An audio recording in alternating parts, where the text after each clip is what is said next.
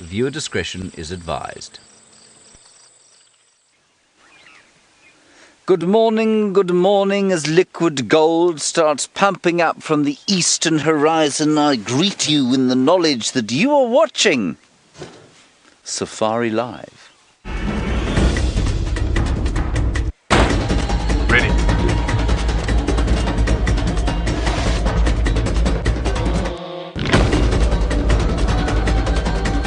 Standing by.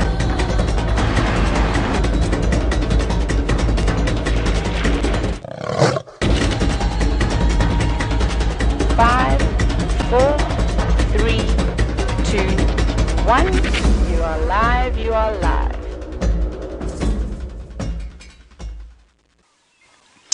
And as I said, there comes the sun. My name is James Hendry, and we are sitting here in the Greater Kruger National Park slightly later than normal because, well, the sunrise has just shifted sufficiently for us to shift ourselves to this time of the day. You're watching Safari Live, as I said, and we'd love to hear from you during the course of the next 3 hours. Hashtag Safari Live on Twitter is how you do that. Out in the bush, we have Tristan, not walking, he's driving. He's been with some elephants in the pre-show. I'm sure you'll go back to him fairly soon. We also, of course, have got Jamie Patterson. She is going to be walking lightly on her dainty feet around the place, doing very undainty things like tracking lions, I suspect, this morning. And then in the final control, we have Kirsten McSmeeth on the Vox. And I'm not sure who's tapping on the keys this morning. Who is it? It is Louisi. So Louisi tapping on the keys, a veteran team going this morning. Good. Let me just wave at you quickly. Hello. Very nice. The other very important part of what's going on here, of course, is that Sebastian is on camera. That is his thumb. His thumb, of course, will be quite cold today because the temperature, I reckon, is probably sitting at, wait a second, I'm going to say 61 or 62 degrees Fahrenheit or so, 16 degrees Celsius, which for us we think is very cold indeed. But it's apparently 17 and 62. Yes, good. I wasn't too far off. Good. We're going to carry on down the road here. We've got some Nyala we're going to go and see, and hopefully we'll catch up with whatever is making those grey go-away birds who are starting to go maybe they're alarm calling. They're definitely not alarm calling at what you're about to see with Miss Patterson. Good morning and welcome to the Sunrise Safari, and I don't think I've inspired alarm in many Impala, but you never know. Could be that they were upset by my presence. My name is Jamie, and this morning Fergus is on camera with me, and we are out on foot doing a live bushwalk here from South Africa. And it's a nice, brisk, cool morning, which means I'm very grateful to be walking, because that's exactly what I want to do on a chilly morning. I don't have to worry about being wrapped up in the vehicle. We can get ourselves nice and warm by marching along. Now, I wanted to just show you this field of flowers because it is so very pretty in this open area outside of camp. A very pretty plant with a very uncomfortable, I was going to say deadly secret, but it's not really a deadly secret, it's more just a slight irritation. And any South African child knows where you see these pretty flowers, these pretty purplish pink flowers, it would not be a very good idea to walk barefoot. And the reason behind that is it is a devil's thorn. And let me show you exactly what the seed pod of a devil's thorn looks like. You can actually see where the name comes from. Now this one's not ripe yet. It's still attached to the plant itself. Whoopsie, sorry Ferg. There we go, it's got 2 little devil horns. It's not ripe, it's still bright green and quite soft. But when these seeds ripen, they become very, very hard. And as a result, those 2 spikes are capable of digging themselves into even an elephant's foot. And whilst an elephant's foot skin is nice and thick so that it doesn't really bother them, a human's foot is most definitely not, and it results in a very painful experience. So we all know not to walk barefoot across this open area, wherever we see these flowers. Oh, my hand's all soapy. The leaves also make a very, very slimy substance, and now my hand's all slimy, that can actually be used as a soap. So my plan for the morning is an interesting one. I don't have a particular plan, but I am going to go straight back to where I left that chameleon last night and go and see whether or not we can find it. Who knows? Oh, I have a really lovely surprise for you. We're not just in South Africa this morning. We're going to go all the way across to Brent, who apparently is having more luck with hyenas than we are. Hi guys, sorry, I'm trying to untangle my earpiece, but guess what? We are on the other side of the Mara River. My name is Brent Smith. I've got Zander on camera, and we're on a big exploratory day, so we're going to be moving quite quickly. We've got a lot of distance to cover. Yesterday, I got a message from Graham. As he took off, he was like, Brent, you need to go find the hyena den on the other side of the river. It looks really big. Well, we're here, and look at that. One of the most wonderful ways to start your morning. Now, we had to get up at about 5 this morning. It takes about an hour and a half to get to the side of the river because there are no bridges across the Mara River. We had to go out of the reserve and around. And the first thing we found, and I must say, for someone who spotted this from an aeroplane, Graham's directions were pretty good. So there we go. We've seen 9 babies so far. There's 3 there. Oh, there's another 2 over there. I'm just going to have to jump across. Well, there's 1. Now they're living in a stormwater drain underneath the park, and in the long grass to the left there's an adult and another young one. But some of the other babies have gone underneath, and there are lots and lots of hyenas here. Can't see, there was a second adult, but she seems to have wandered off into the longer grass to rest for the day. But they are very happy and fat little hyena cubs that we have here. So we're on the eastern side of the Mara River at the moment. And Zander, can you show everyone that darker green patch up there? Now that is the Marsh Pride's territory. So we're going to see if we can try find them this morning as well. So very, very exciting. We have not been here yet. And this is just so exciting. This is all new country. And we've got a lot of ground to cover today, as I said. We're going to work all the way down towards Paradise Plain. From the marsh and maybe up to the ridge, see if we can find Paradise Pride and Ridge Pride today. And also, I've forgotten the name of the river now we've got to go visit.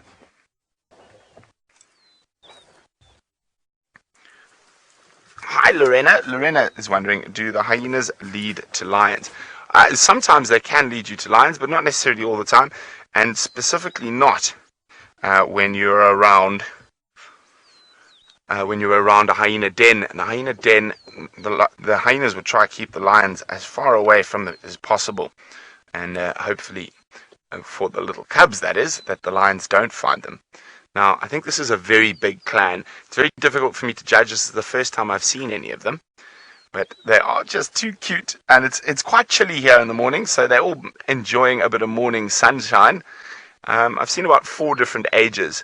There could be younger ones that haven't popped out because there are no adults here, but they're living underneath the stormwater drain.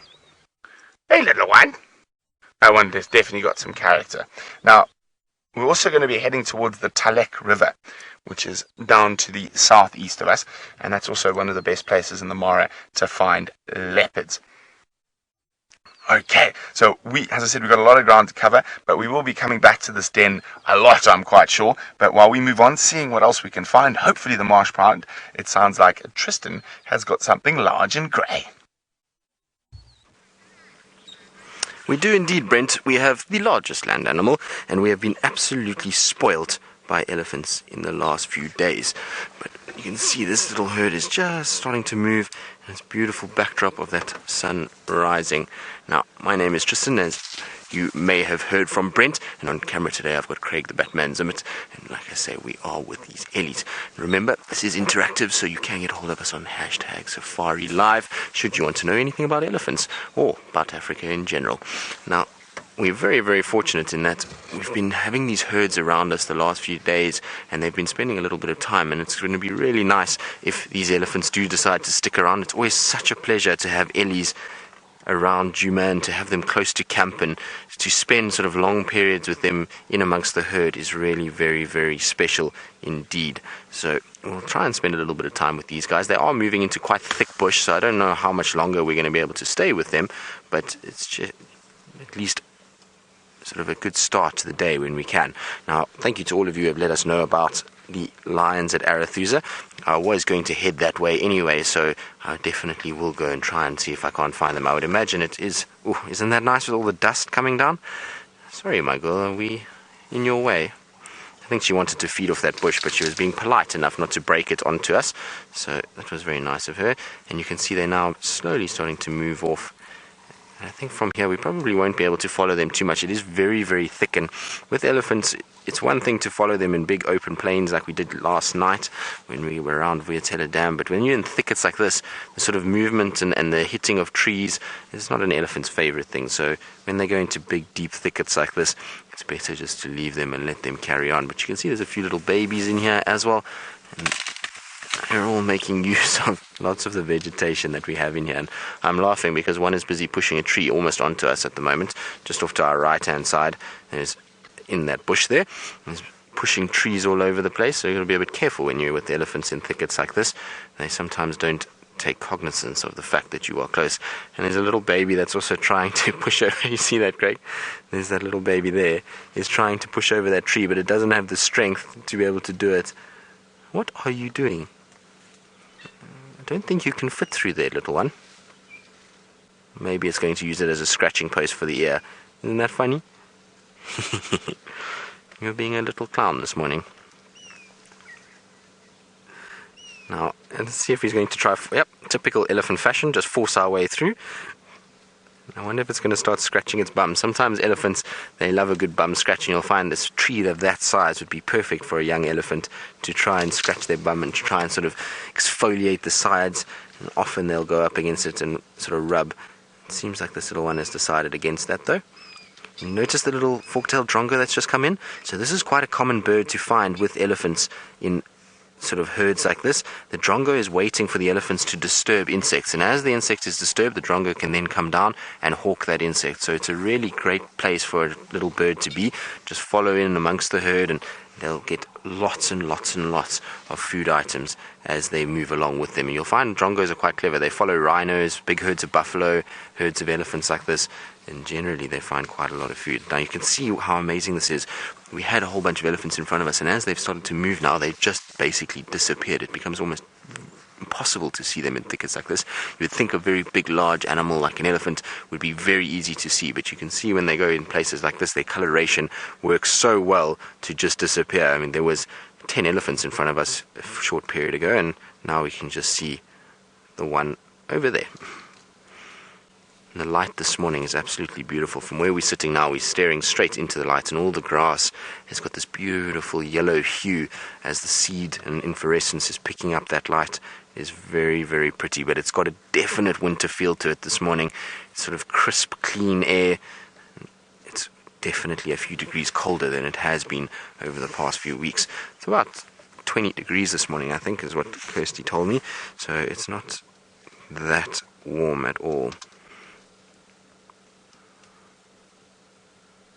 Hello, little one. Where are you off to? Let's see.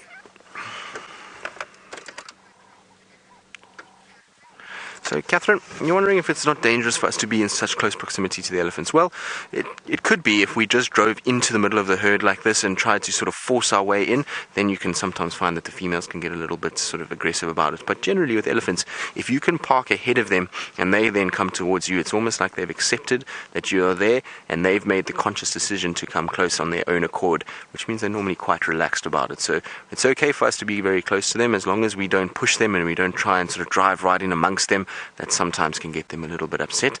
If you just park in a way that they're going to walk towards you, then generally they're very relaxed. And you've seen with this herd, even though they were right in front of us, there was no sort of aggressive signs from any of them. The one female kind of shook her head a little bit, but that's not anything more than just to say where you are is fine. I don't want you to come any closer, but where you are is okay. And so she's then now moved on and feeding, and whenever a herd is feeding, then you know everything is okay. But I'm going to try and just go forward slightly because there is an elephant to our right that is still feeding away, and I'm hoping that it will be happy enough to let us just come closer. Hey, little one.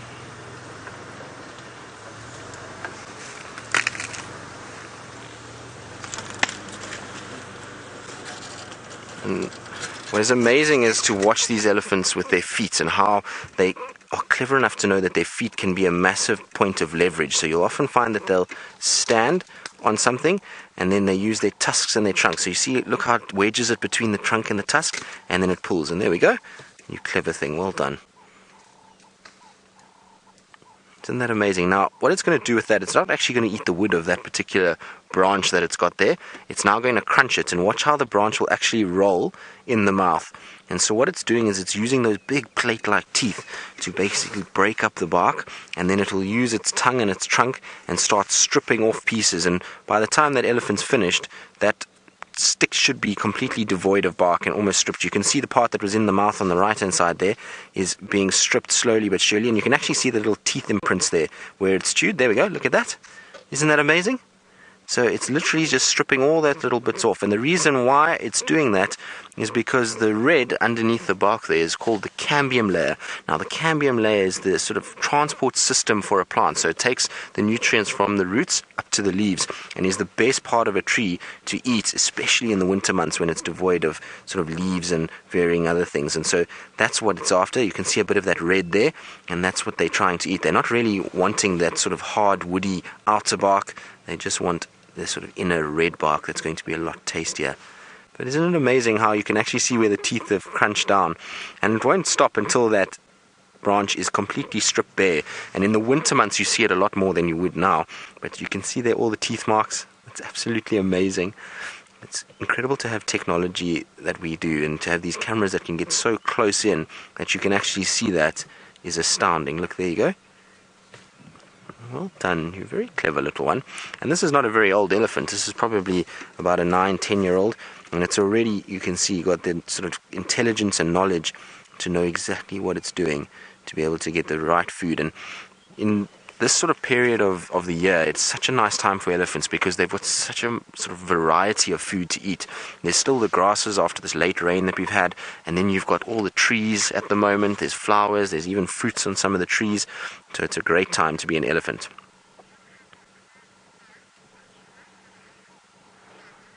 So Samuel, you're obviously quite familiar with the sort of Kruger system, and you're wondering if there are any Mopani forests on Djuma for the elephants. Well, no, Samuel, there's no Mopani this far south. The Mopani belt starts a little bit further north of us. I would say probably about 80 kilometers north of us. In the Timbavati is when you start to see the first Mopanis arriving, or groves happening.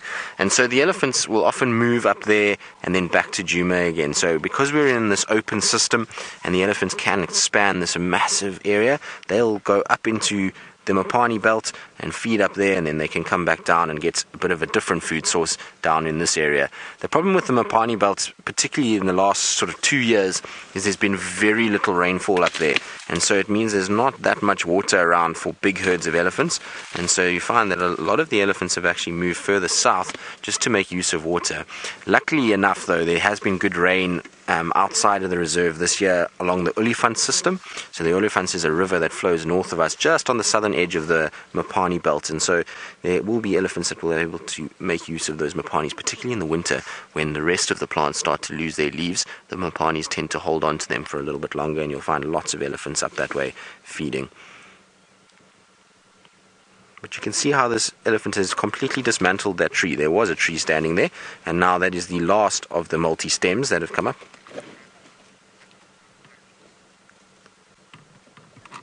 Isn't that amazing, eh? Just shows you how destructive they can be.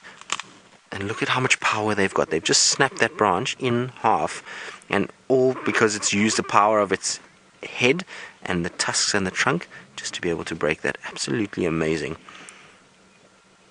Well done, little one. Right, so we're going to try and see if we can't get out of this thicket and get on our way and try and see if we can't get to Arathusa and find any sign of that Inkahuma pride. And while we do that, I believe Jamie is gazing upon a beautiful sunrise.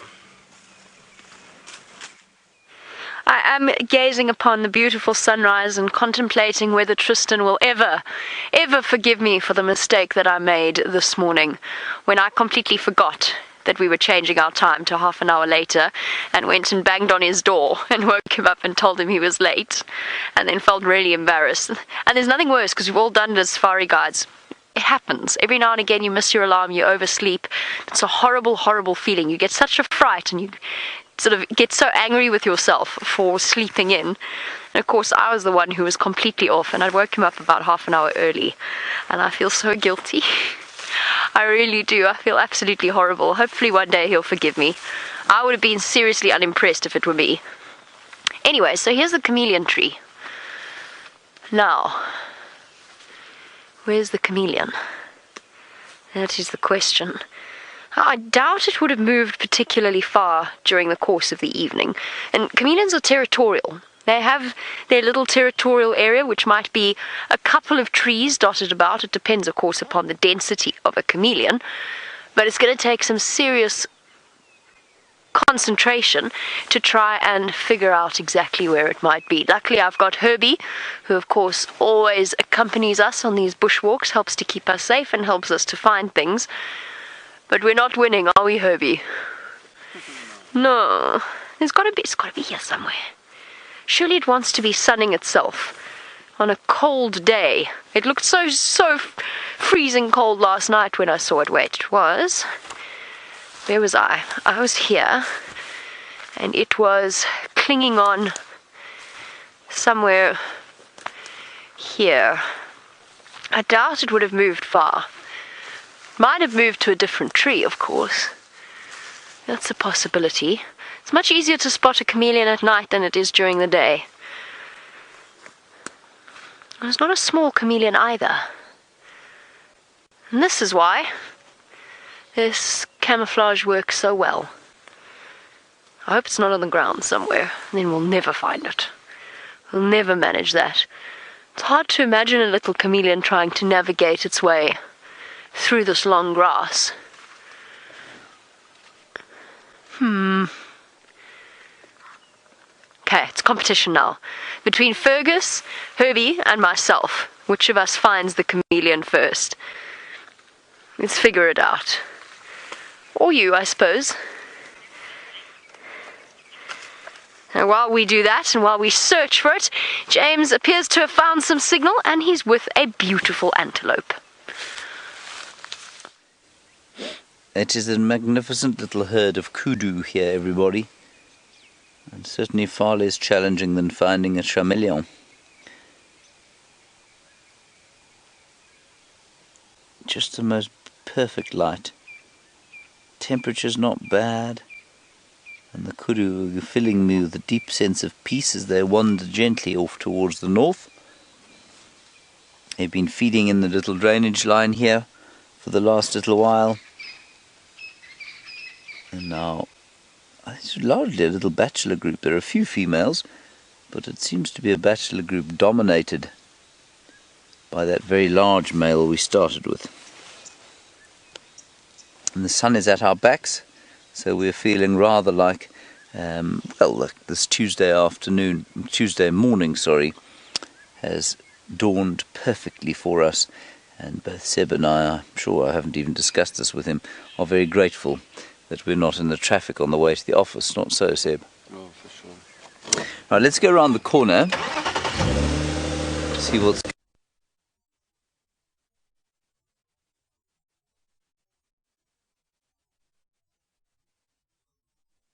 Oh dear, it seems as though James has disappeared off your screen. We do apologise. It seems as though... I think he's on Rusty, which is unusual. It seems as though Rusty is feeling particularly not particularly keen on the idea of working this morning. It's one of those realities of a live safari, but that's okay. You can join us on our frantic chameleon search. I can't imagine that it could have disappeared. It was about this big. It's got to be here somewhere. We're just not seeing it. And my next thought, because the silver cluster leaves are being eaten by caterpillars again, my next thought is that perhaps... Oh, it could be anywhere here. My next thought is that perhaps it could be here. I wonder if caterpillars, I wonder if chameleons ever get a fright because an elephant's come to feed off their tree. I suppose it must happen all the time. What do you do if the branch that you're sitting on all of a sudden disappears or is broken off by an elephant? I guess they have to just jump.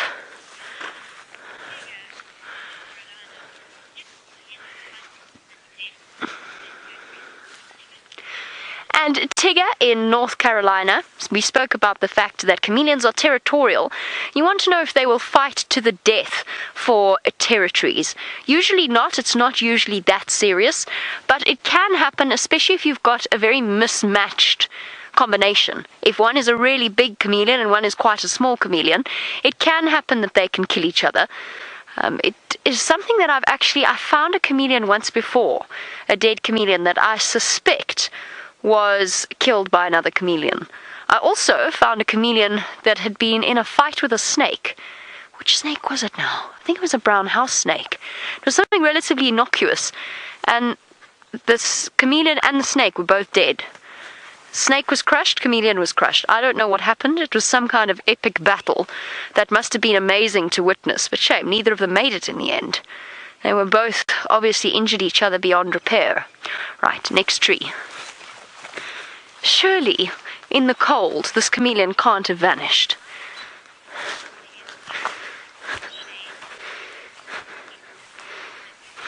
Michael, that's a good question, because we've spoken a lot about the fact that chameleons' ability to change colour isn't just to do with camouflage. Of course, they adopt a green colour, which works very well when people like myself are searching for them.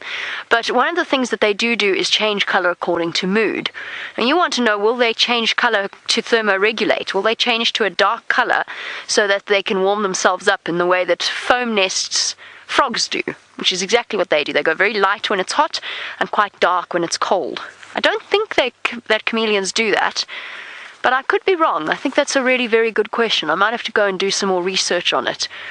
I don't think they're likely to do that, but it is a possibility. If something like a frog can work it out, I'm sure a chameleon could as well. Okay. How far could a chameleon have walked? If it's in there, if it's in this thicket over here, we're doomed. Well, not doomed, that's a bit melodramatic. We're not going to find it, I don't think. Herbie's still looking frantically. Okay, let's just do one more scan over here.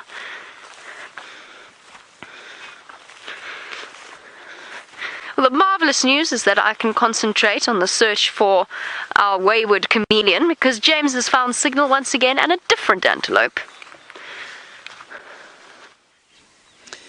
I'm not entirely sure why her chameleon should be wayward. Do you think it's rebellious, Seb? Do you think it is perhaps a drug-taking chameleon, a raging alcoholic?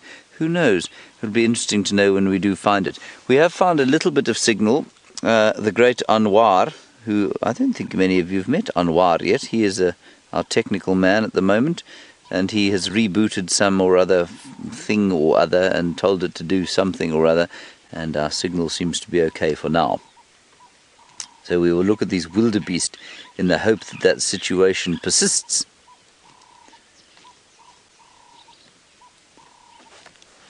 I'm going to ask you to listen carefully for the next 10 seconds or so.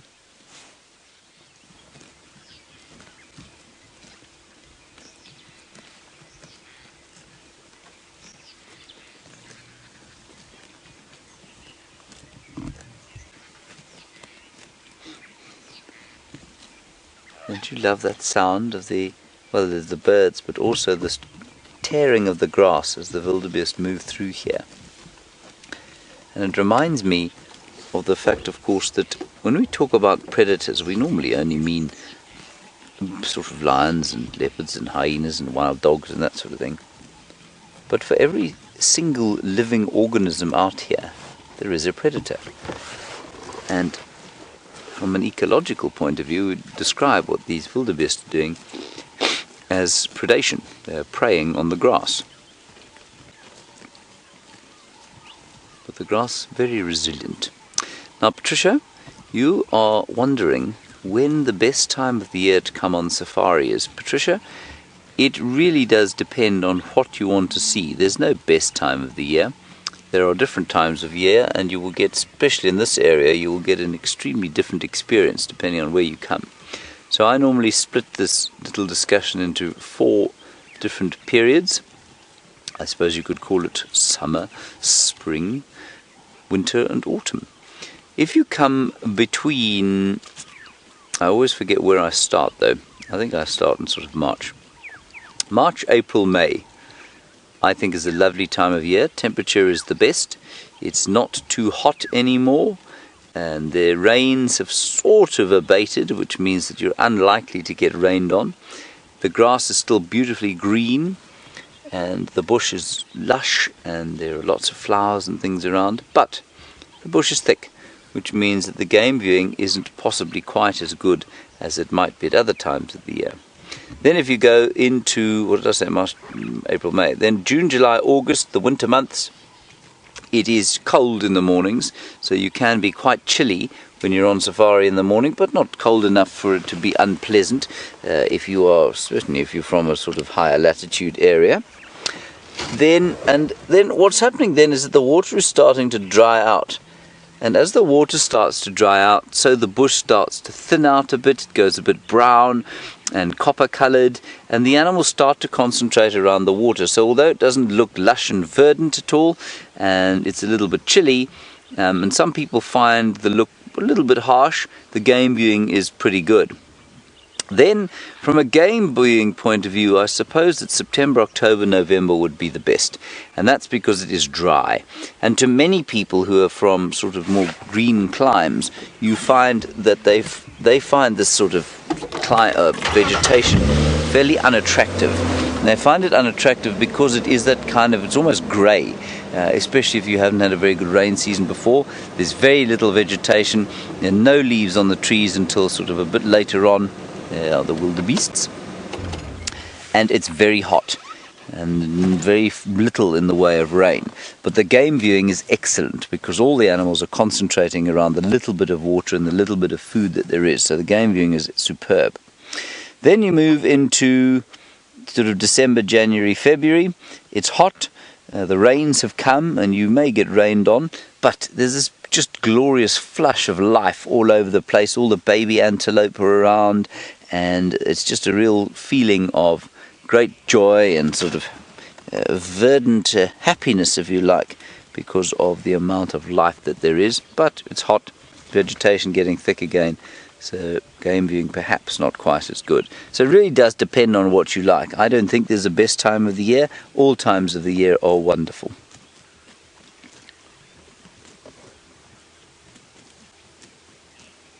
And you can still hear them tearing away there.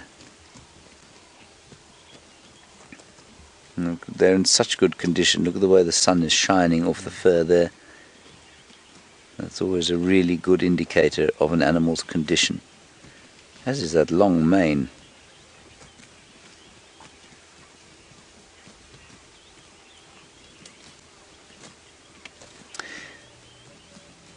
Hello Skip, you're just 12 years old, all the way from Texas in the United States, and you say, that's a good question, you say, do people use the hair of zebra or wildebeest for anything out here in South Africa? They don't for any sort of real practical purpose, Skip. I suppose they used to use the whole skins, but for leather and for decoration and that sort of thing, and they still do that from time to time. But from a traditional point of view, they will take the tail of a wildebeest, and for dead wildebeest, they'll chop it off there, and you can see it's like a fly swatter.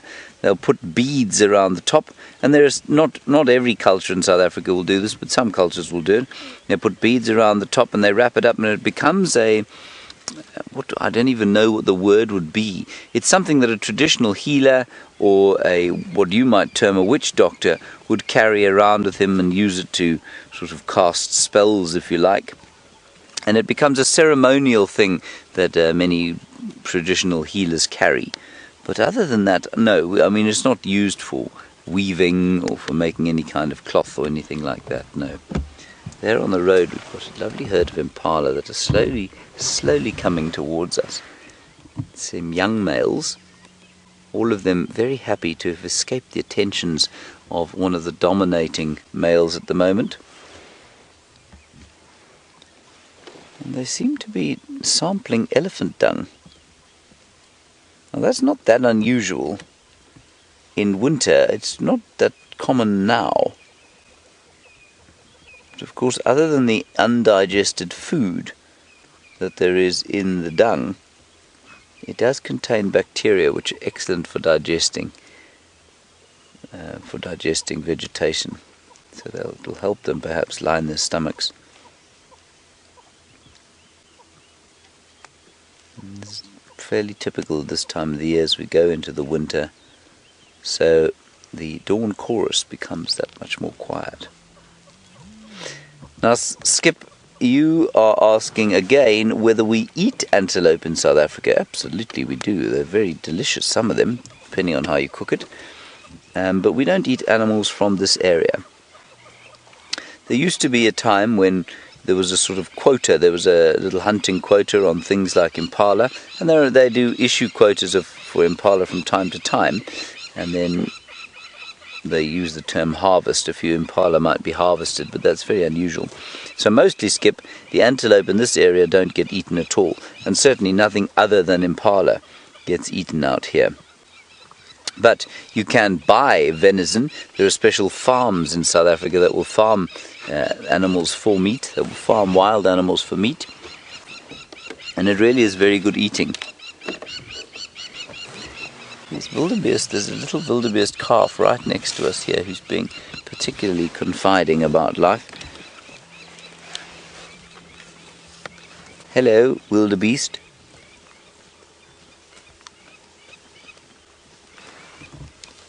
They're all being very, very relaxed around us.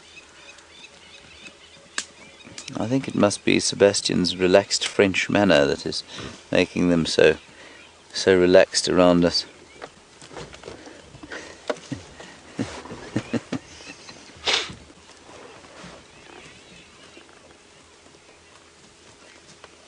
Violet, you want to know how the wildebeest in North America relate to those in the Kruger Park. Violet, I can only assume that the wildebeest you're talking about in the northern parts of America are captive. Well, they are captive. And I know that there are farms, sort of often hunting farms, in places like Texas that have wildebeest and a great suite of African animals that are either hunted there or used for meat or just, probably both of those two things. Maybe for viewing. So it really does depend where they've got them from. If they've got them from Kenya, then there will be a subspecies of these ones.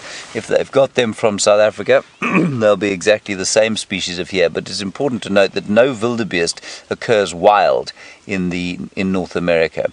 The antelope do not occur there. The African antelope that lived here absolutely do not occur anywhere in the Americas. And in fact, largely antelope are replaced there by deer, in the same way that we don't have deer here. That's an interesting question, Violet. I'd actually quite like to know why or where it's come from, because I've heard of certainly large herds of wildebeest in places like Texas, but they're definitely not naturally occurring. They're imported. Many of them, of course, I suppose just like many of the people in America and many of the people in South Africa and Australia, they were imported some time back, and now, of course, all of us, at one time, or many of us, would consider ourselves naturalized, and so I suppose some of those wildebeest probably born there in Texas and considered themselves Texan Americans, but they weren't naturally occurring there. Where are you from? I'm Texan. No, you're not. You're African. I am not.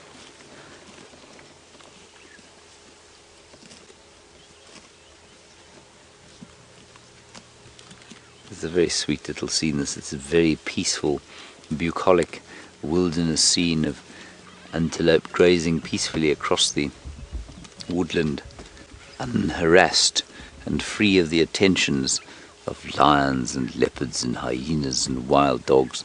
I'm not entirely sure that I'm pleased that they're free of the attentions of lions and leopards and hyenas and wild dogs. I'd quite like to see all of those things.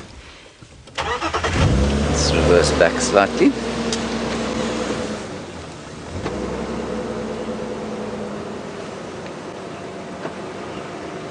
Yila, you wondering why they're called antelope? Well, it's because they belong to a family called the Antilopenae, and I'm not sure what the word means. I suspect it is either Greek or Latin, probably Greek, and I don't know what it means.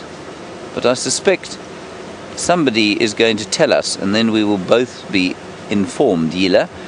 I think that's quite an interesting question. I don't know what the word antelope means, but they are just designated as... These little wildebeest are so close to us. Hi. Don't panic. We're all friends.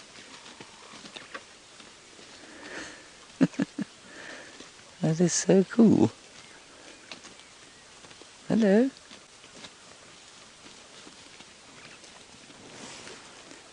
We don't normally have wildebeest sightings like this. I'm now surrounded by wildebeest. I feel like I'm in the Masai Mara. Don't you, Seb? Yeah. Do you feel like you're in the middle of the Masai Mara, surrounded by wildebeest, as opposed to in the Kruger, where all 20 wildebeest that occur in this area happen to be around us right now? That's wonderful.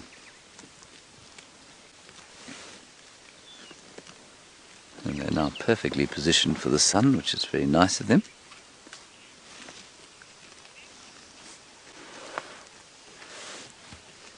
Now, Kim, you're wondering if these are blue wildebeest and if there are different types of wildebeest. They are blue wildebeest, Kim. Blue wildebeest is what these ones are. It's the same as the ones up in, well, similar to the ones up in East Africa that occur with a great migration. They're called brindled gnu's, but they're the same sort of species. They're just a slightly different subspecies. And then the other type of wildebeest, the other main type, and it's a completely different species, is something called a black wildebeest. Now, a black wildebeest is roughly the same color as a blue wildebeest, but the difference is that they've got a very white mane and a white tail. They're sometimes called a white-tailed gnu as opposed to the black wildebeest. And their horns, while the same shape, look like they've sort of been unbolted and then bolted back on at an angle that faces forward. So they sort of bend forward as opposed to out to the side. And they're about the same size, and they occur in the high-veld areas, slightly drier areas of South Africa, where you might find springbok and meerkats and that sort of thing. These chaps need to have rainfall a little bit in excess.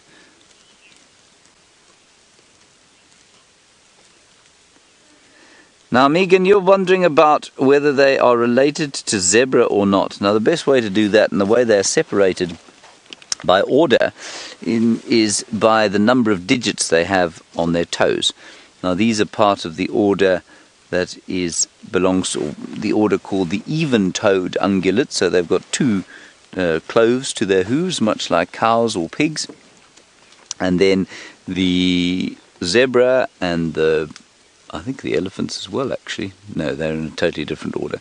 Zebra and rhino, I think they may be the only ones in this particular area, belong to an order of the odd-toed ungulates. So they've got odd-numbered toes. Rhino's got 3, the zebra's got 1. Obviously, so it's got 1 hoof. Now, all of them have got the same fingers, same digits, or the same bones that you have in your hand, they have in their feet, and in your feet, they have in their feet. They're either just fused, or they go into each digit slightly differently. It's the same for all of the carnivores as well, of course, but the way that split has happened has separated them many millions of years ago, so they're not related to zebra at all. They're less related, well, they're as much related to zebra as you and I are related to zebra. So although they eat the same sort of stuff, their digestive system works completely differently, their foot structure is completely different, and although, yes, of course, they have a common ancestor way back when, many millions of years ago, they are not closely related now.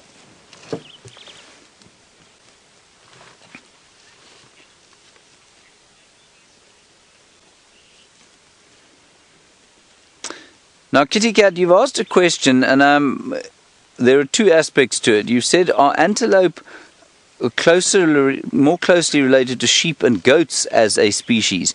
Now, as a species, are you talking about antelope? Because antelope, of course, are not one species. Antelope are many, many species. They're a family. So they're a family into which which is divided into many genera, which in turn is divided into many species, 10 of which occur in this area here. Well, if we're lucky, normally just 8, but 10 if we're very lucky. Goats and sheep are relatively closely related. They're even-toed ungulates, and do they belong to the same species? I think they might actually belong to a very closely aligned species. They might just be different genera, actually, goats and sheep. But they are not antelope as far as I'm aware. Now, their ancestors the ancestors of sheep, I think, came from the Fertile Crescent, somewhere around there, so from around the Middle East. The ancestors of goats, probably a similar area. And over over tens of thousands of years, because they were probably domesticated round about 10,000 BC or so, so we're round about the dawn of agriculture, they were probably domesticated. They would have split quite substantially genetically from wild populations of whatever the animals were that they came from. And I used to know exactly which wild animals those were, but I've since forgotten. Are they antelope species? They could be. Yeah, they might be, They could well be a sort of part of the antelope family. But I'm not sure. That's a really nice question. Has anyone managed to figure out what antelope means yet?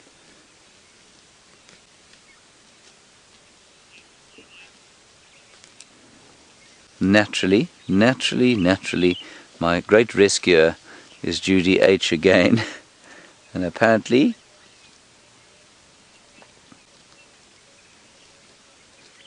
I'm just listening to this. Right, so Judy H. says that it comes from the word antelope comes from a mythical story about a long, fearsome creature with serrated horns. Is that correct, Kirsten? Have I got it roughly correct?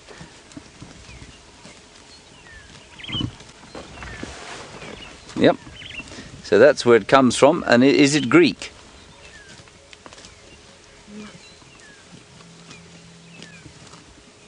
It's Latin, it's not Greek. Okay, so antelope. Medieval Latin, there we go, wonderful, thank you, that's great. So it's medieval Latin, and that's where the word antelope comes from, and it comes from a mythical story, as do, of course, many of the animal names that we have. Naturally, as I say that, I can't think of one, but lots of the animal names that we have don't actually mean sort of horned creature that has a ruminant with horns. Those sorts of names for the families often come from sort of mythology or stories or legends or something like that. Now, there were reports earlier on that there were lions at the Arathusa Dam, and so Tristan has hied his way across to the west to see if they are still there.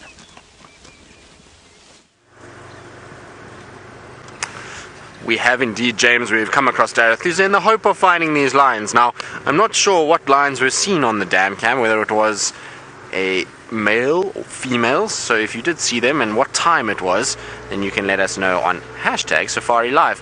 I know that they have found 3 of the Birmingham males on Simambili already.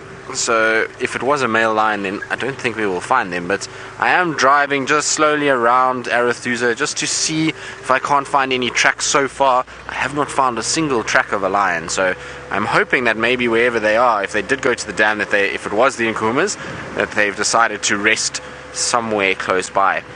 The guys also tell me that they do have tracks for the Nkuhuma Pride on Simambili as well. So whether or not those tracks come onto Arathusa or come from Arathusa is anyone's guess at this stage, but at least there are sort of presence of lions and activity of lions in the area, so hopefully we will find them. It would be nice to see a lion again. Almost forgotten what they look like over the last few weeks, particularly the Birminghams. They seem to at the moment just walk through Djuma most nights, and we then see nothing of them during the day. They seem to be crossing between Simambili and Little Gowrie and kind of just use us as a highway during the night and go through and find other sort of lions wherever they may be going. So it seems like they are spending a lot of time with the Nkuhumas and their sticks, and since neither of those prides are spending any time on Djuma, it means that they just kind of cross through and we actually don't see too many signs of them. Now, hopefully they will show up at some point, and hopefully the Nkuhumas are going to come onto Djuma again in the next few months and spend time like they did last winter, because it was really fantastic that they spent so much time last winter. And it's strange now being on the Djuma side, because it seems like I have an anti-lion sort of property to me, because when I was at Chameleon, we did not see the Nkuhumas or the Birminghams at all for the entire time I was there. We used to see them very, very, very seldom, and now it's the other way around. They seem to be on Chameleon all the time and never on Djuma, so hopefully my luck will change and they'll come back. But other than that, it's been quite quiet on Arathusa. I checked Red Dam, there was no sign on Red Dam.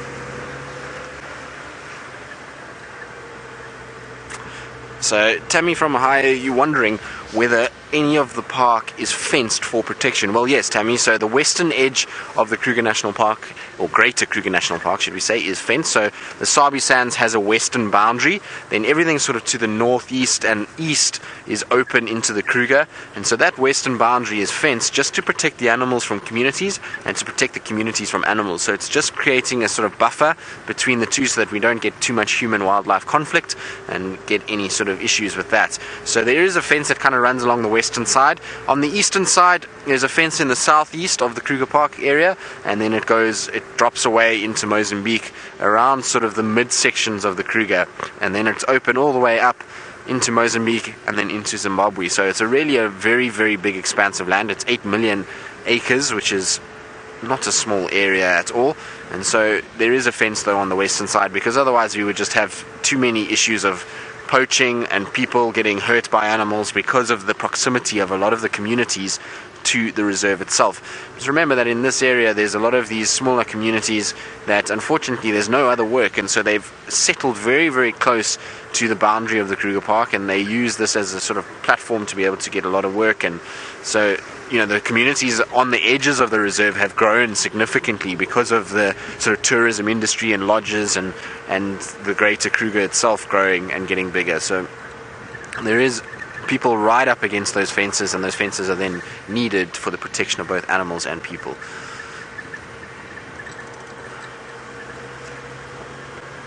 But it's an interesting sort of concept, the fence, because if you go up into the Mara and into Kenya, you'll find that they don't have fences like we do. There's no fence around the Masai Mara or Serengeti, and animals are free to go, and they really have a lot of issues there with sort of cattle and people and conflict between the animals, and it's a tough sort of system to get right.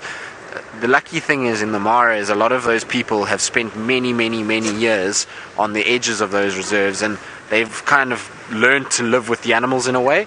But as the numbers of people expand, it's becoming harder and harder for those people to survive off the area that they're in, and so then they start encroaching into the reserves, and it becomes a little bit of an issue. So hopefully they will sort all of that out. I know there's a lot of sort of talks between the local communities there and the government, and trying to kind of work out ways that they can almost redistribute people, as well as to compensate if lions do kill a cow or varying others. And so there is work being done there. But as the sort of populations of people grow, unfortunately it's going to become more and more common that we start to see fences in game reserves and in national parks. Now I'm just coming to check around Second Windmill. It's an area that often the Nkuhumas used to like to lie at. There's a pan system here. It's also a good place to check for both Shadow and Salahesh. They both come this way, and this is kind of the divide between their territories. So there's a small little water hole here that's more kind of a flooded area. It doesn't hold water for long periods of time, but it's always a good place to come and check. There actually used to be a crocodile that used to live here. It was very, very strange, but there was this crocodile that sort of stayed in the water for a few months, and it was kind of just enough water to cover its back, but it obviously had some success there because it spent a lot of time and probably was feeding on terrapins and varying unsuspecting antelope that were coming thinking that there wouldn't be a crocodile there. So it's interesting to see how they move, and eventually it then went down south and into a big area. Right, so we're going to carry on and see if we can't find any sign of these lions. So far I don't see any tracks. I'm sure we will pick up something at some stage, and while we do that, let's go across to Jamie, who I believe is at WildEarthTV Dam, just scouting about. I am at Voyatella Dam. Just actually, what I'm doing is enjoying the sun and just warming up ever so slightly, and looking for crocodiles and legavans and any other things that hang out around the water's edge. Unfortunately, today it's very quiet at Voyatella Dam. The white-faced whistling ducks aren't even here, which I'm quite sad about. I thought they at least would be here to keep us company. Perhaps all of them have decided that it's not worth coming to Voyatella Dam now that Ronald's not there. Who knows? The search for the chameleon continues. Obviously, we've moved on from where the chameleon was. The search for the chameleon continues, and Herbie took me to a place where he knows there was a chameleon, and we were so busy searching that I frightened some poor scrub hare that was lying in there. I cannot begin to tell you how fast my heart rate went from normal resting rate to somewhere roughly around about 200 beats per minute. I got such a fright because I'd been there for ages looking around, and probably the whole time this poor scrub hare was lying there like this. Because they like to sleep at night. They like to go into patches like this where it's almost impossible to see them, and then they go and they sleep in there. And obviously the scrub hare decided no, it had enough. It just couldn't stomach the fear anymore, and it took off next to me. My heart, I got such a fright. And I'm not a jumpy person in the bush, but it's like one of those just sudden and very unexpected moments. From here, well, we're just wandering. We've got no tracks to follow as yet. We're just going searching. I have a feeling that Herbie will find us a chameleon. Ferg, if you manage to walk backwards down this hill, I'm going to be very, very impressed. I'm getting nervous now. I'm very impressed. You haven't fallen over anything yet. It's not the easiest hill to walk backwards down. And we're looking for insects and some of the smaller things as well. It's always nice to get an idea of what's been around while we've been sleeping. I heard the hippopotamus this morning when I first woke up. Ferg is now attempting to go up the hill backwards, which is impressive and slightly concerning. I see a twisted ankle in your future. You mustn't fall victim to the cameraman's foot curse. There's something about our cameramen and their feet. Jandre, it was the nail. Darby was, well, he contracted something that he had to get cut out of his foot. An extra toe. It wasn't an extra toe, no. And Brian was the piece of metal that went through his foot. Darby 11 toes. Darby 11 toes. Eastor. Sounds like a really cool gangster name. Anyway, we're going somewhere where we haven't been in a long time, which is to the east. Mika, who is 8 years old, hello and welcome to our live safari. Send through any questions that you would like to ask us. Mika would like to know, do we live in the park? Do we all live in the park? And do we have pets here? Mika, we do all live here. We're so lucky.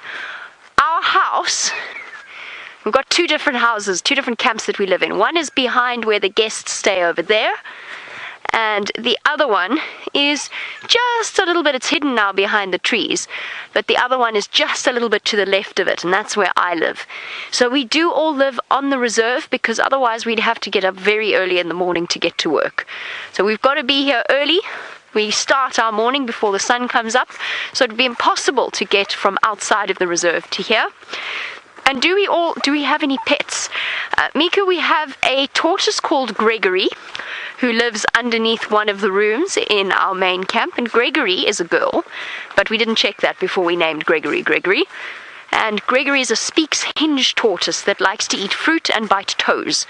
I have a dog, but she doesn't live with me here, just because there are so many leopards around that I get very worried about her living out here, especially when it's night time.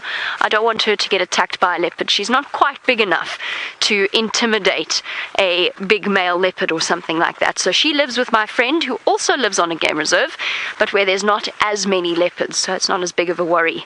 But my dog tracks rhino. She tracks rhino and elephant, and she points whenever she sees them. It's amazing. Didn't teach her to do that. It's just instinctive. Interestingly enough, speaking of pets in reserves, it's amazing how fundamental that instinct is. When Lexi was, because I brought her to the bush when she was very small, she was about this big, she's now this big, but she was about this big at the time, and there were lions outside of the camp. And after they'd left, as part of getting her used to the whole idea. She was bought from a city. She came from a family of city dogs. I took her to where the male lion had scent marked. After they'd gone, there was no danger, and I put her down next to the smell to basically introduce her to the concept that there's something very big and scary out there. And it was amazing, the reaction. Instant. She was terrified. She jumped back into the car. I didn't even know she could jump up until that point. She was so small. She leapt back into the car and she shivered all the way home. So that instinct in those dogs, even though they've been bred for generations and generations, is still there. That smell of a lion is something dangerous and something to be avoided, which I thought was interesting, just because it's obviously so deeply, fundamentally rooted in their genetic makeup. And ever since then, she's a brilliant lion spotter. She growls. She's got a special predator growl. And when we hear it, especially at night, because the camp doesn't have any fences, so when we have a light on her collar, and she generally stays with us, but if she starts to growl like that, she goes in the room instantly, and we start looking around for leopards, hyenas, and lions. And those are the three things that she does her predator growl for. Ferg, Herbie's abandoned us. He's just disappeared. Has he just run away? He's just left his backpack in the road. Where'd he go?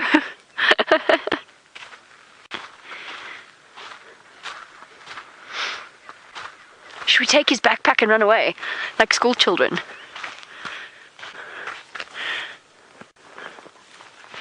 Now what? Go over there. It's quite heavy. No shame. I feel too guilty. You'll wonder what's happened. No, he won't. Surely he'd be on to us. He'd track us down. Quick, let's go. Keep going down the road. Oh, he's caught us. He's caught us. Herbie's coming back. While we reunite with Herbie, James apparently might have seen something. James might have seen something. Yes, James has seen something. He has seen Cape Glossy Starling and an Impala that are friends. So it is very important to have friends. That is the lesson for our young viewers. There they are. And it's important to have a friend, of course, that provides some sort of function, which, of course, the Impala does for the Starling by kicking up things it can eat. And the Starling then, in turn, provides, well, an early warning function, I suppose, for the Impala. Now, the Impala is just it's going into a bush, obviously. Why is it going into a bush? As it was marking its territory, rubbing its eye. I don't think they have preorbital glands, though, so it's probably got glands just above its eyes. It was rubbing its eye on the tree there, and I think it's quite injured. Have you got horrible? Yeah, exactly. Okay, there we are. Let's see if we can't get a better look there. He looks to me he looks to me like he's a little bit injured. It's a superb parking from me, everybody. As I move forward,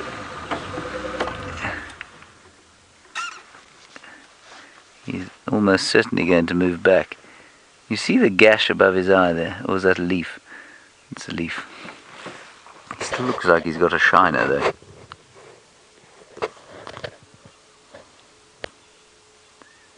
Maybe he just had an itchy head.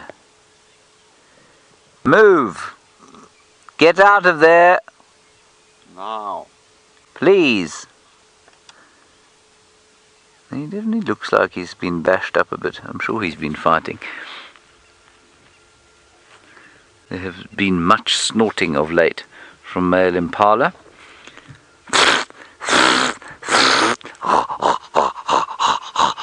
See, sounds exactly like that, doesn't it, Steb? He even reacted. Yeah, he did. He thought, who is that strange, small, balding Impala that I see before me, and how dare he call in my territory?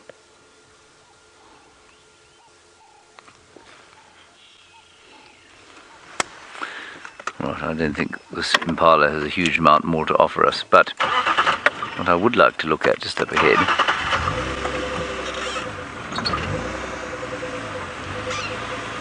is a field of my favorite grasses. Ah, there they are. Well, there's a better one up here. Let's go there. This is roundabout where Tristan had his elephants this morning. I don't know where they've gone. They might be close by. There's a fork-tailed drongo. Oh, sitting in glorious, glorious morning light. The world's slowest photographer will now break the law.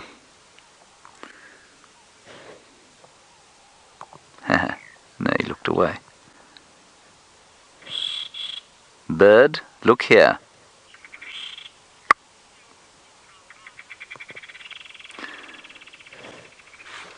George, good morning to you. You say, what's my favourite thing about wildlife? This is a really deep and difficult question to answer, but I'll try and do it in a sort of succinct manner. I think the favourite thing about my favourite thing about wildlife is the way it makes me feel, which I think you'll find if you were to examine what everybody in the world loves about wildlife, it would eventually come down to that. So it just makes me feel a sense of connectedness, I guess, with the earth, and it makes me feel a sense of peace. Now, just next to the drongo has landed a rattling testicular that has now flown away. That's not your fault. Now, there's a whole bird party going on here. There are rattling testiculars. There's a... Can you see that? Can you see the little bird in that bush over there, Seb? It's a crombeck, a long-billed crombeck. I think I need to go slightly forward. There's a lot going on in that bush. Zoom in there. Yep, up a bit. There, it's calling there. That's it. The long-billed crombeck. There are quite a few birds in that bush.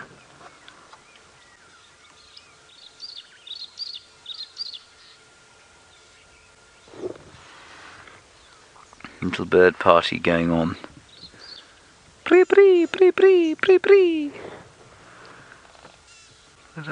I heard another bird calling in the tree above us, and it's a familiar call, but I don't know what it was.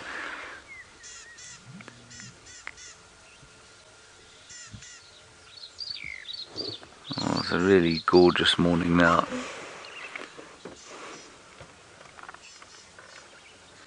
Oh, that's wonderful. Beautiful rattling testicular there. Something that the rattling testicular will not go at is a monkey having a bath.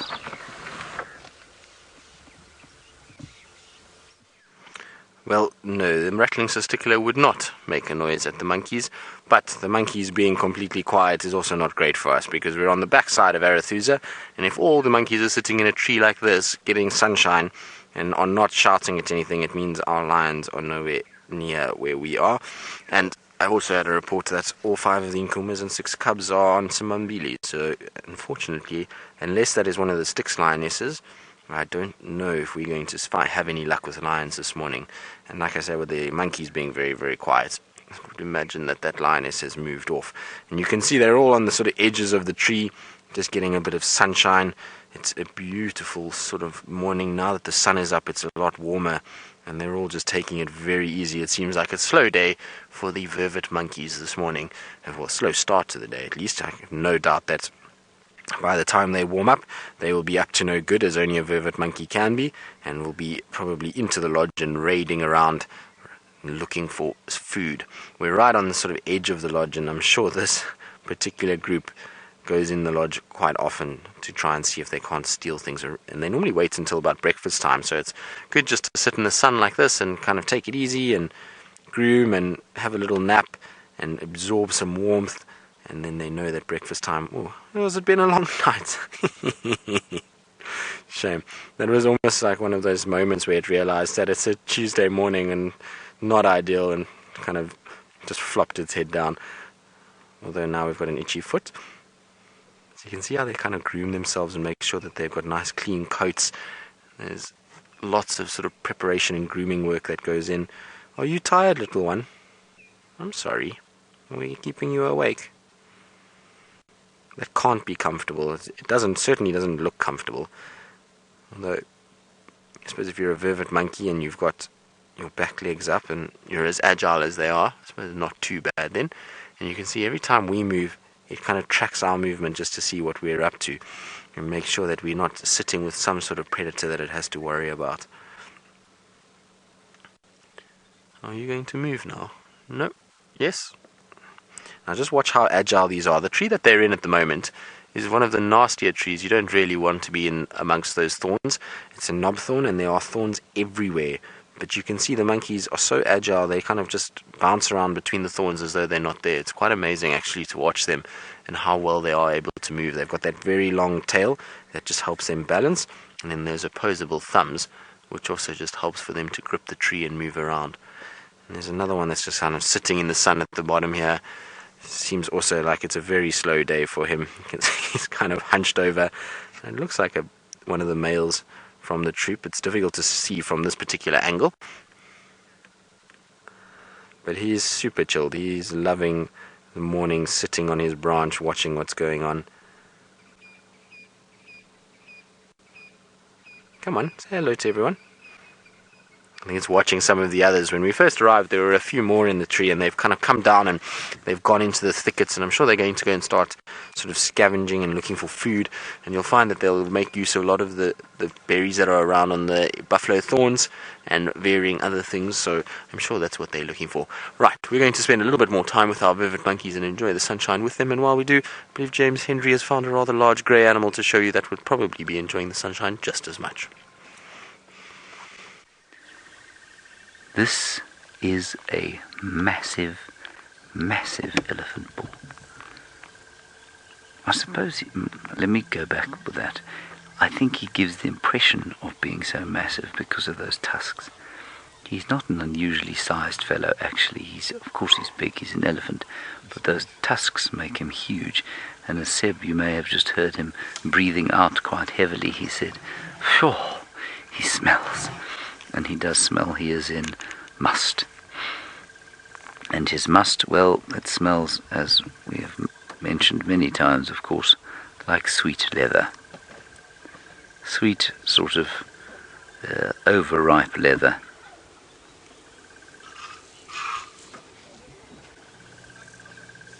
Ah, he's beautiful. You might also be able to hear the sound of the staff transport coming in. Isn't that beautiful? Oh, goodness. What does that mean?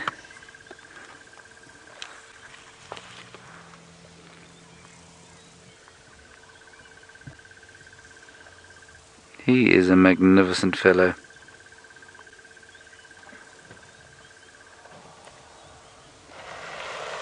Ooh.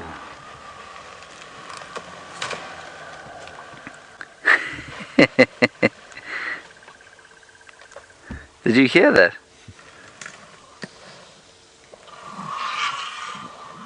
Good grief. I think he's feeling very frustrated and itchy. Oh, goodness. Oh. This is fantastic. I fear me that branch is not long for this world. It's almost like he's resting his head there on purpose. I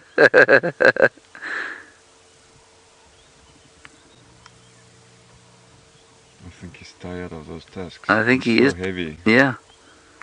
Seb says that I'm sure he's tired of those tusks.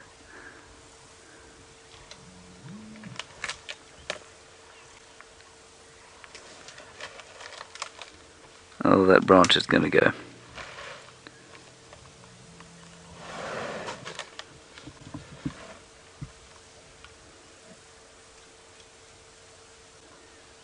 I think he's just trying to figure out how to wedge himself in there properly. He doesn't try and do the same on this vehicle. That would be very unpleasant.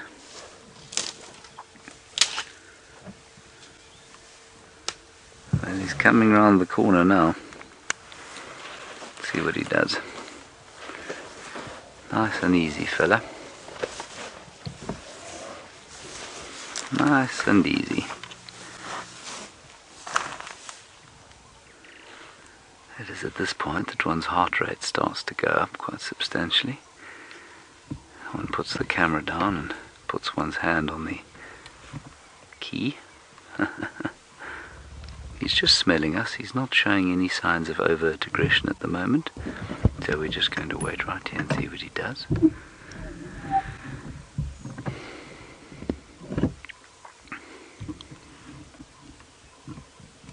He's got a very wet end of his nose. He's got a snoggy nose and he keeps turning it to us just to smell what we're about.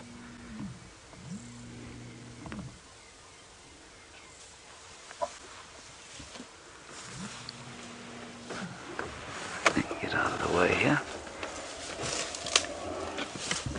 Oh, this is just too special.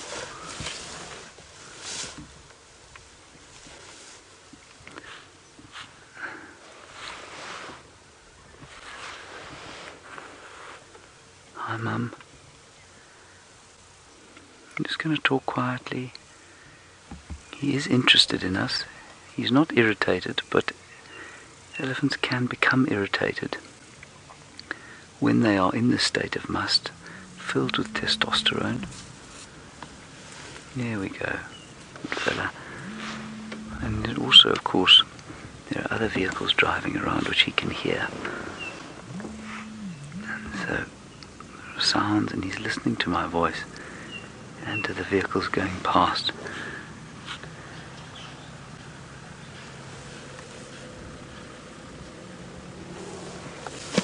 That's it. That's very kind of you to give us a view like that.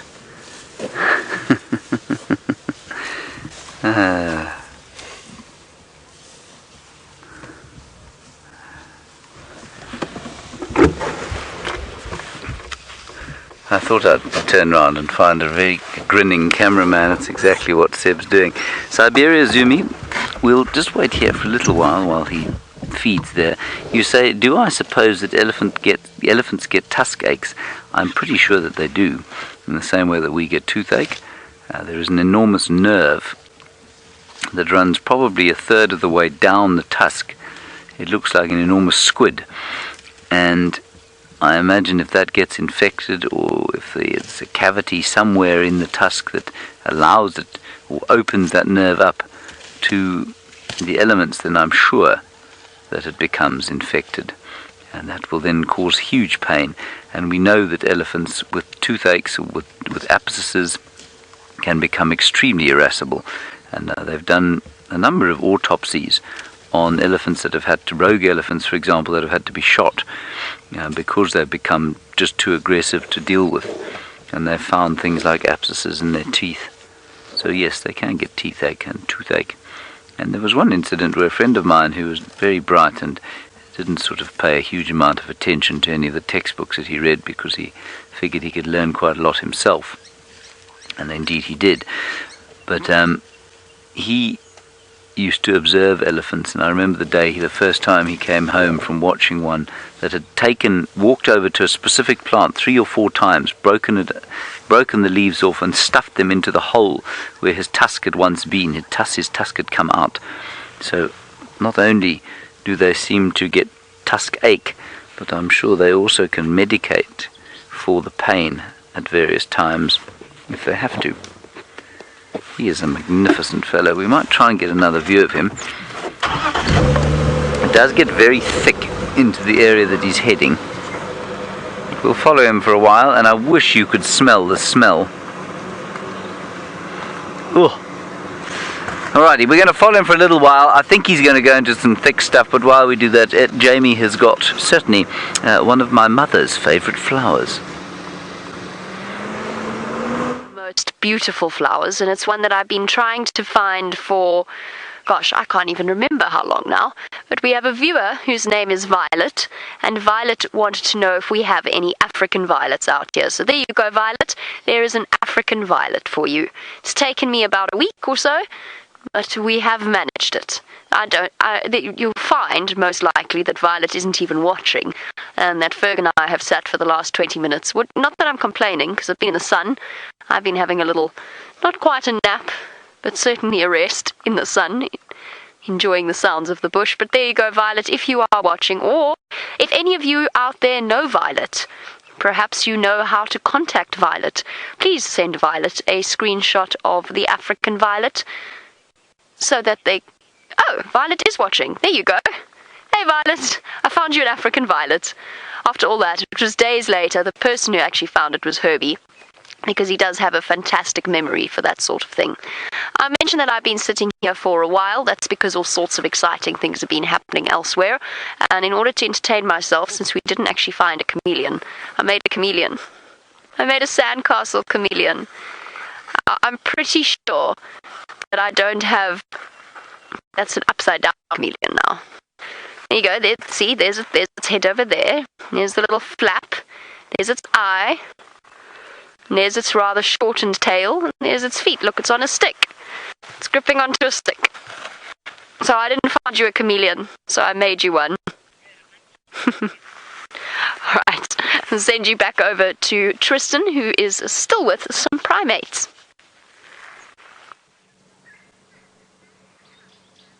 We are indeed. We're just watching them going about their business, and it seems that they're actually in this knobthorn for a reason. There's some seed pods that are in the knobthorn that I didn't notice at first, that they're busy feeding on, and so they're kind of utilizing the tree for food, as well as a great place to just sun themselves and get nice and warm. And everybody's quite sedate and relaxed, and it's interesting because generally when you drive a car towards sort of vervet monkeys, they often will run and try and get away from you, but we've been sitting for a while now, and they almost kind of accepted that we're here. They're not really paying too much attention to us anymore, and it's quite nice actually just to watch them go about their business in the morning. Craig and I were talking about it. We often get so caught up in the bigger animals that we forget about all the smaller ones and don't spend nearly as long with them. So nice to watch the antics of a troop of monkeys. They were playing just now. There was two little babies that were wrestling and bouncing around the tree for a little bit. The adults all seem to be very relaxed. You can see the male at the bottom is still sitting very proudly on his branch and taking it very, very easy. Almost looks like he's falling asleep now. No, it's time for a little pedicure, making sure that the toes are in good condition. Check the tail out. See how he's scratching through just to make sure there's no parasites there, looking for little ticks. I feel like we need a monkey in our camp to get rid of all the ticks on us after bushwalks. He's got a little itchy hip now. Shame. It seems like he's having a problem with scratching this morning. He's got lots of itches all over the place. And you can see how well they groom one another. So if you have a look at things like lions, they will often use, groom each other and use their tongues to try and clean the coat. But monkeys and baboons are very much like this. They spend the morning hours grooming, and you'll find they'll do it to each other as well as to themselves, and they go through all their fur and make sure that everything is out and that they're in good condition. You can see his fur is actually shining in this morning sun, so you're doing a good job. You're looking sterling this morning. You can hear them talking to one another.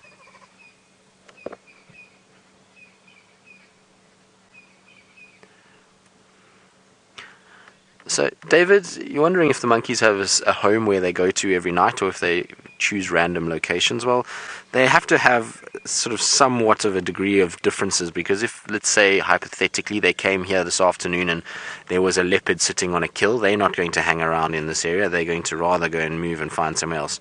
There's one of the little ones.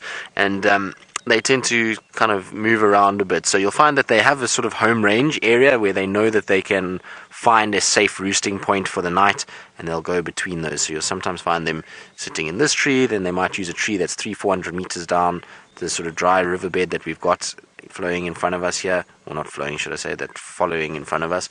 And so you'll find that they'll move around within that, but they definitely do have favorite trees. And if we're talking about baboons have firm favorites. You'll often find them going to the same tree unless there is a predator around. What are you doing, little one? You can actually see the thorns from here now on that tree, so it's amazing that these guys actually don't get hurt climbing around on those thorns. Are you chewing the end of that branch?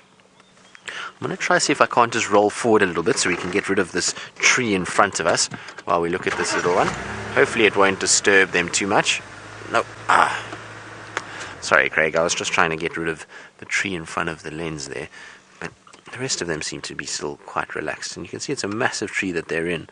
And you can imagine the vantage point from up there. They'll be able to see any signs of predators around here. And like I say, they're one of the animals that we use a lot for finding predators. So if you hear monkeys alarm calling, then you know that they've seen something close by, and you come into the area and you watch where they're looking, and you can then often find what you're looking for. So they're a big indicator of predators, and they particularly have a hatred for leopards, and that's because leopards will be able to hunt them in trees like this. So you'll find they go crazy if they see a leopard. Did you get a fright? They got a fright because of a hornbill that landed in the tree.